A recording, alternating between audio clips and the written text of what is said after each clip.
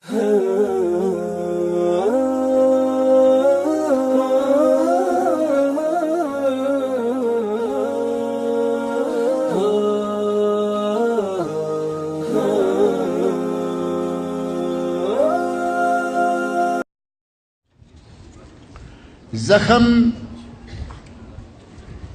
ہلکا ہو یا زیادہ اس پر پٹی باندھ کر پھر وضو کر کے اس پر مسح کرنا کافی ہے۔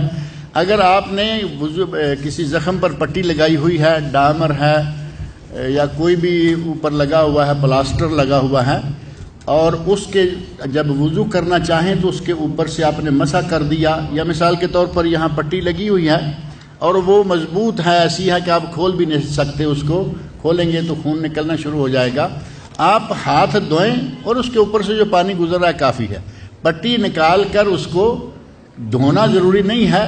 ورنہ پھر وہی بات ہو جائے گی جیسے شیخ تمیم صاحب نے شروع میں کہا ہے کہ صحابہ نے ایک صحابی جس کا سر زخمی تھا کہا کہ ہم تو تمہارے لیے غسل کی رخصت نہیں پاتے، مسئلہ آپ نے سن لیا ہے۔ صحابی فوت ہو گیا، لیکن صحابہ نے لا علمی میں آ کر اسے کہا کہ نہیں، ہم رخصت نہیں پاتے، لازمی تم غسل کرو۔ تو ایسا نہیں ہے، اگر پٹی لگی ہوئی ہے، ڈامر ہے، بعض لوگوں کا یہاں تک وہ پلاسٹر چڑھا ہوا ہوتا ہے، اس کے اوپر مسح کرنا کافی ہے، اس کا انشاءاللہ وضو ہو جائے گا۔